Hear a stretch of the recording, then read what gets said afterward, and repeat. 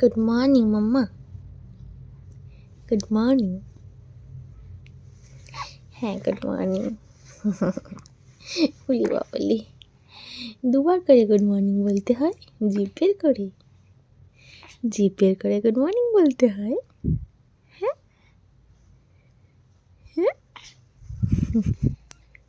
আজকে বাবাইকে happy birthday তুমি বলবে তো, বলবে তো? বলি বাবালি, সারাদিন কিন্তু ভালোভাবে থাকবে আজকে। হ্যাঁ, কান্নাকাটি করবে না, দুষ্টুমি করবে না, কিচ্ছু যেন না হয়, ঠিক আছে? ঠিক আছে,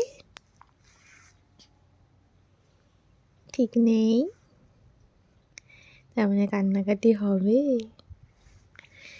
ওহলি বাবালি, দুধনি নিভিয়া বেঁকে গেছে মাম্মাই। কি খাবে মা? কোন চাইনিজটা খাবে তুমি? ওয়াও চাইনাতে এসে ওলে বাবালি, ওলে বাবালি। হামি দাও তো বাবাকে একটা, হামি হামি হামি হামি হামি হামি। আজকে হামি দাও বাবাকে একটা, হামি দাও। এইদিকে তাকিয়ে রয়েছে দুষ্টু। হামি হামি হামি হামি হামি হামি। ওলে বাবা, ওলে বাবালি। হ্যাঁ এই যে হামি হয়ে গেছে। ছেড়ে দাও ছেড়ে দাও ছেড়ে দাও। বাইরে থেকে ঘুরেছে, বেশি চাটবে না। চাচ্ছিল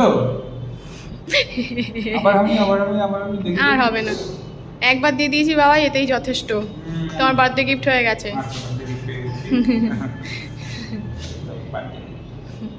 তো আমাদের সাডেন প্ল্যান হয় যে আমরা ক্যাফে মোজোতে না গিয়ে, মানে মোজোদা ক্যাফেতে না গিয়ে ওয়াও চায়নাতে আসবো। হঠাৎ করেই ওয়াও চায়নাতে ঢুকলাম, বাট এখানকার মানে স্পেসটা খুব ছোট। নিচে এদের কিচেন আর ওপরে খাবার জায়গা, বাট এত স্মোক আসছিল, খুব অসুবিধা হচ্ছিল। তাও বড়রা যদি যাও সেই অর্থে হয়তো কোনো খুব একটা অসুবিধা হবে না, যেহেতু আমি ছোট্ট পুচকি নিয়ে গেছিলাম। আমার বারবার ভয় লাগছিল যে ওর কোনো রেসপিরেটরি প্রবলেম না হয়, শ্বাস নিতে ওর কষ্ট না হয়। সেই জন্য আমি আগে খাইনি, সুমনকে খেতে দিয়েছি, তো আমি ধরেছিলাম ওকে।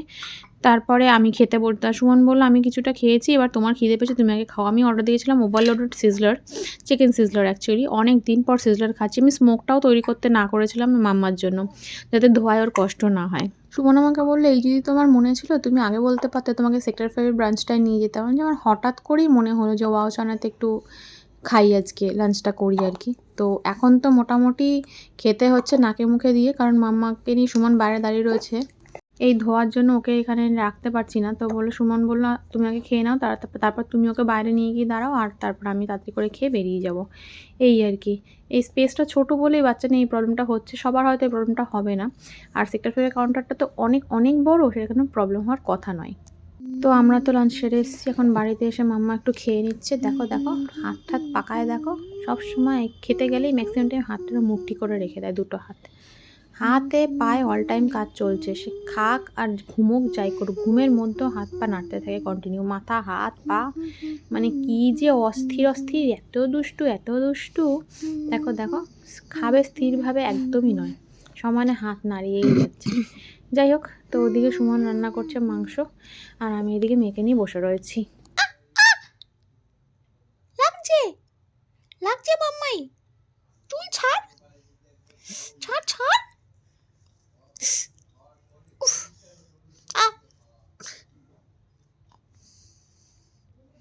ব্যথা লাগে না? ব্যথা লাগে? সো তোমরা হয়তো অনেকে জানো বা অনেকে জানো না যে আজকে আমার বার্থডে 9 জান। তো সেই উপলক্ষে, মানে ওটাই আর কি উপলক্ষ, তো সেই কারণে একটু সেলিব্রেশনের তো দরকার। তো সেই অর্থে সেলিব্রেশন তো এখন আমাদের হওয়াটা পসিবল নয়, যেহেতু যে আমাদের লিটল প্রিন্সেস অনেকটাই লিটল। তো সেই কারণে যে আমরা যে একটু বেরিয়েছিলাম দুপুরবেলায়, যে অ্যাকচুয়ালি মিসেসের ডক্টর অ্যাপয়েন্টমেন্ট ছিল, বাট আনফর্চুনেটলি অ্যাপয়েন্টমেন্টটা ক্যান্সেল হয়ে যায়, আমরা সেটা পরে জানতে পারি। তা বাড়িতেই যে একটু চিকেন রান্না চলছে, সেই চিকেনের প্রিপারেশনটা আমি আর মিসেস দুজনে মিলেই করেছি। মিসেস প্রচুর হেল্প করেছে আমাকে, আমিও যতটা পেরেছি হেল্প করেছি। তো দুজনের প্রচেষ্টায় এই চিকেনটা তৈরি হচ্ছে, এখন অবধি কষানোর পর্যায়ে আছে। আর এইখানে দেখতে পাচ্ছ যে আলুটা ভেজে তোলা আছে, চিকেনটা যে একটু কষলে তারপরে আলুটা দেবো। তারপরে যে অ্যাট লাস্ট কী পজিশান থাকে কি হয় সেটা তোমাদের ফাইনাল যেটা আর কি তৈরি হবে সেটা ফাইনালি তারপর দেখিয়ে দেবো সম্পূর্ণ কমপ্লিট হওয়ার পরে। কেমন টেস্ট সেটা তো তোমরা বুঝতে পারবে না, সেটা যে আমরাই টেস্ট করে বলবো, বাট অনেস্টলি বলবো কোনটা কম কোনটা বেশি, খারাপ হলেও বলবো ভালো হলেও বলবো, অবশ্যই বলবো। দেন তোমরা কমেন্টস করে জানাবে যে আমাদের এই রেসিপিটা তোমাদের কেমন লেগেছে। দেখো দেখো কিরম গুন্ডিদের মতো মুখ করে রয়েছে, মহিলা গুন্ডি, গুন্ডা তো না গুন্ডি। ঘুমের তো নাম নেই, আমার তো পুরো অস্থিমজ্জা সার। নিজের খোশ মেজাজে রয়েছে, আমার চুল ধরে টানছে, যা ইচ্ছে তাই করছে, চিৎকার করে কাঁদছে মাঝে মাঝে। কি ব্যাপার? দেখো দেখো দেখো, কিচ্ছু জানে না, দেখো অবস্থা, দেখো বোঝো অবস্থা, বোঝো অবস্থা। ঘুমোবে কি না মামাই? দেখো দেখো দেখো মুখটা দেখো, দেখো দেখো দেখো। কত দুত্তুনি হবে আর? এইভাবেই তোকে আজকে শুয়ে রাখবো, দেখ যেখানে সেখানে রাস্তা বিছানার উপরে আমি ঘুমিয়ে পড়বো। দেখ আজকে কেমন লাগে, তারপরে দেখ। দেখো দেখো দেখো দেখো দেখো, কি করলি এটা? মজা লাগলো এটা করে, হাসি পেলো? দেখো দেখো দেখো মুখটা দেখো, মুখটা দেখো। গুন্ডা একটা, গুন্ডা কিছুটা করবে, কিছুটা করার জন্য এরকম করছে। দেখো দেখো হাত পাকাচ্ছে, দেখো। তো আমার তো মোটামুটি অস্থিমজ্জা সার করে ছেড়েছে এই মেয়ে, যেটা বললাম। আর পারছি না আমি। চলো আজকে ভিডিওটা এখানেই শেষ করছি। এখন সুমন্ত দেখলে মাংস রান্না করেছে, মাংস দিয়ে একটু ভাত খাবো। ভাত খেয়ে সেই সুখের দিন তো আর নেই যে ভালো টেস্টি রান্না দিয়ে ভাত খেয়ে একটু ঘুমোবো। জানি না মেয়ে দয়া করলে তবে ঘুমোতে পারবো। মানে এনার্জি আমার 0 হয়ে গেছে, 1% রয়েছে এখন ব্যাটারি। 0 হয়ে গেলে আর তাকাতে পারবো না, তখন কি হবে জানি না। তো যেমন মাথা যন্ত্রণা করছে তেমন কোমরে ব্যথা, অসহ্য লাগছে, এখন আর পারছি না।